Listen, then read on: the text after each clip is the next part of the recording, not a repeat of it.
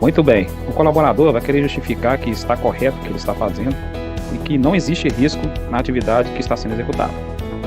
Mas, de acordo com a orientação da segurança, a atividade está reprovada. Vamos imaginar o colaborador nesta plataforma. Será que realmente está seguro? Além da sobreposição dos pranchões, os mesmos não estão travados, com risco de tropeções e, consequentemente, quedas. Em se tratando de atividade de trabalho em altura, em plataforma e andaimes, devemos ficar atentos à construção de guarda-corpo e à utilização de equipamentos específicos para atividade de trabalho em altura, deixando bem claro que a atividade de trabalho é diferente de arte.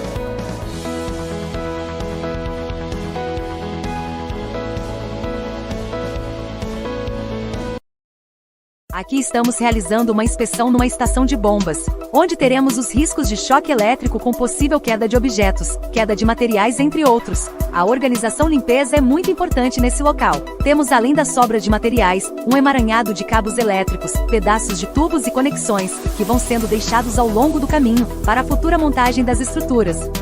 Em um outro ambiente, podemos ver colaboradores improvisando acesso para lançamento de cabos elétricos em bandejamento. Realização de atividade dessa forma não pode. Em uma central de concreto, o risco de contaminação através das vias aéreas por cimento é grande. Por isso, nesse local, os colaboradores devem utilizar máscaras contra a poeira. Evite improvisações nas frentes de serviço. Se a amarração da carga oferece risco de queda das tubulações, paralise a atividade. Carga em suspensão, de forma alguma o colaborador pode colocar a mão na mesma. Sem luva então, jamais. Existem alguns passos importantes para a realização da análise de risco. Observando em volta, podemos identificar perigos que possam causar danos ou lesões. Realizando a avaliação do grau de risco existente, ou seja, a possibilidade de concretizar os perigos que foram identificados. Determinando controles antes da execução da atividade para que o risco não se concretize, ou se concretizar, tenhamos controle sobre o mesmo. A análise de risco requer atenção redobrada e a participação de todos os membros da equipe. Nenhum risco deve passar despercebido. O formulário da análise de risco deve ser visto como itens para verificação para que nenhum ponto seja esquecido. Porém, a base da análise de risco não é o formulário, mas a análise no campo das atividades a serem executadas, observando todas as interações existentes. Finalizando, não se analisa risco olhando para o papel, mas para o ambiente, materializando na mente o serviço a ser executado e sua interação com o meio.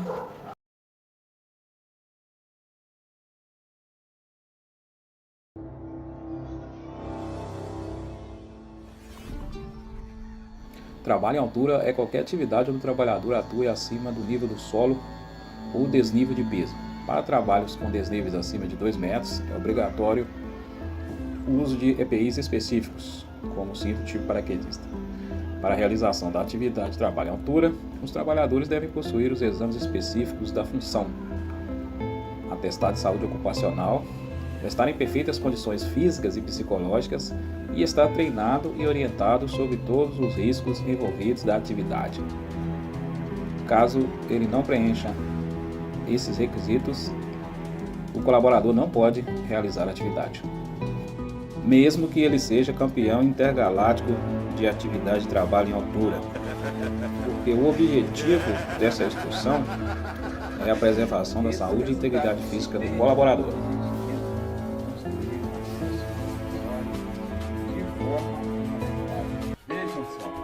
É importante perceber que quando se fala em trabalhar em equipe, fala-se em maior volume de atividades, mais e maior responsabilidade, comprometimento, flexibilidade, colaboração e esforço pessoal, detalhes que acabam sendo descobertos a cada novo dia de trabalho.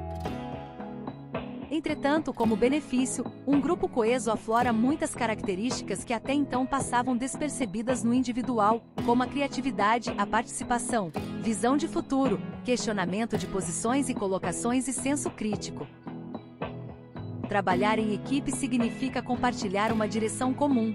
As atividades desenvolvidas em conjunto encorajam o grupo, melhorando o desempenho na hora de realizar as atividades, transmitindo autoconfiança, habilidade e união, características primordiais para o sucesso de cada tarefa.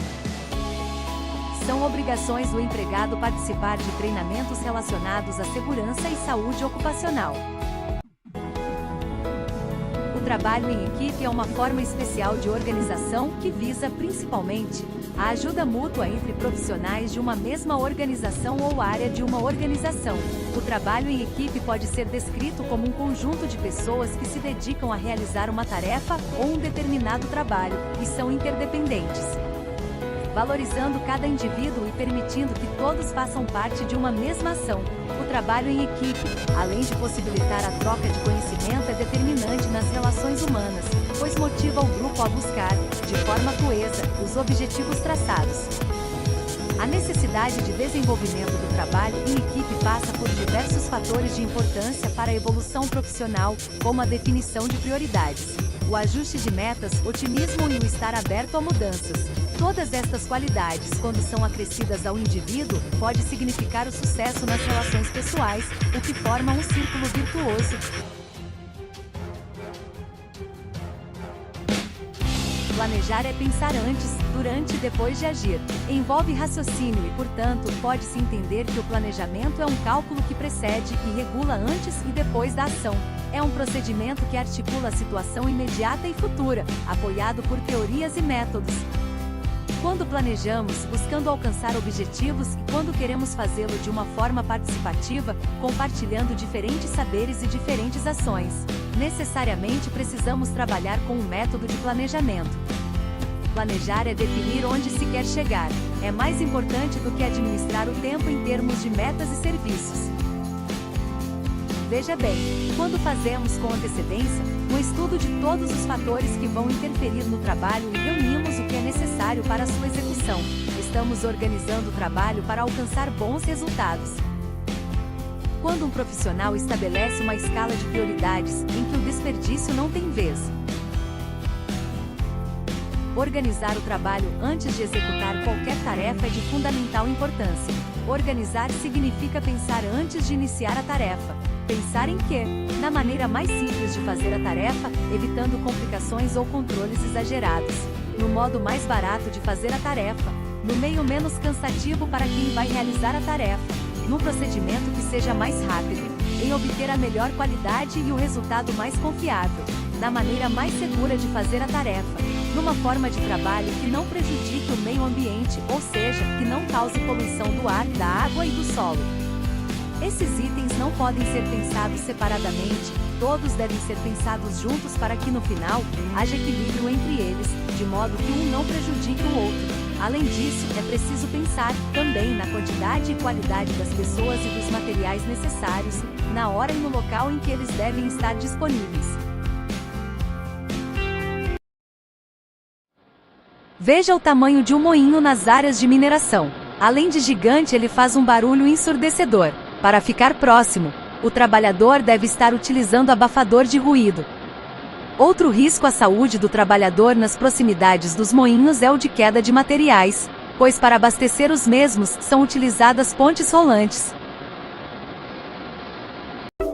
É impossível eliminar todos os riscos à nossa volta. O melhor que podemos fazer é eliminar alguns e minimizar o máximo possível outros. Uma pessoa que tenha que dirigir em estradas asfaltadas e escorregadias em dias chuvosos, não pode eliminar os riscos devidos à tração deficiente ou à má visibilidade, mas pode minimizá-los. Em primeiro lugar, não deve usar pneus lisos, deve verificar se os limpadores de para-brisa estão funcionando bem e outros acessórios. Quando chegar à estrada, deverá ser cautelosa, procurando uma velocidade compatível com aquelas condições de tráfego. Ela abaixará as janelas frequentemente para diminuir o embaçamento. Deverá manter a distância maior de outros veículos. No geral, devemos intensificar as táticas de direção defensiva, esperando pelo pior, mas sempre procurando dar o melhor para que não ocorram acidentes. Devemos ficar atentos à preparação de áreas de trabalho, ou seja, à eliminação ou minimização dos riscos. Nosso DDS está voltado para a questão de instalação do guarda-corpo. Muitas vezes os colaboradores ignoram a instalação desse dispositivo, por acharem que o risco está controlado ou o risco de queda de pessoas ou materiais não existe. Mas galera, eles estão enganados, só se tem controle daquilo que oferece risco para o colaborador, se fizermos um bloqueio eficiente. Mas se foi elaborado de forma não conforme, fatalmente teremos aí a possibilidade de ocorrência de acidente grave ou até fatal. Se o guarda-corpo foi feito de forma parcial, você pode se recusar a realizar a atividade.